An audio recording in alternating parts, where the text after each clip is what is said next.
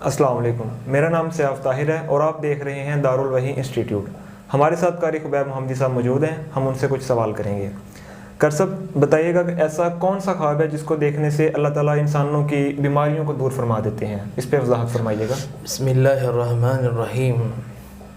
وَنُنَزِّلُ مِنَ الْقُرْآنِ مَا هُوَ شِفَاءٌ۔ سیاف طاہر بھائی، خواب میں انسان بارش دیکھتا ہے۔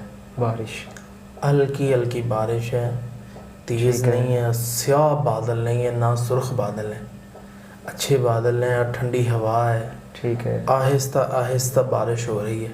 ٹھیک ہے، تو اللہ تعالیٰ اس کو انشاءاللہ جلد ہی شفا یاب کر دے۔ اس طرح پانی دیکھتا ہے، بہت اچھا سفید پانی ہے، سفید پانی، اور اس میں پیلا پانی نہیں ہے، گندلا پانی نہیں ہے۔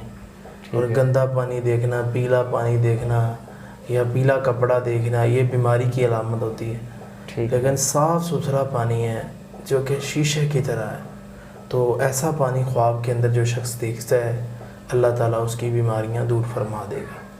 اسی طرح خواب کے اندر بادام دیکھنا بھی بیماریاں دور ہونے کی طرف اشارہ ہوتا ہے۔ خواب کے اندر انسان اپنے آپ کو صحت مند دیکھے تو یہ بھی علامت ہے کہ اللہ تعالیٰ اس کو شفا دے رہے ہیں۔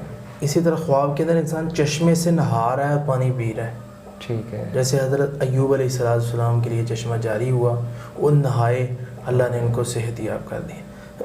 تو اسی طرح انسان خواب کے اندر آیت شفا دیکھتا ہے، جیسے سورہ فاتحہ کو دیکھتا ہے، یا اس کے علاوہ قرآن مجید کی کوئی بھی آیت ہے وہ سب شفا ہی ہے، تو شفا والی آیات دیکھتا ہے۔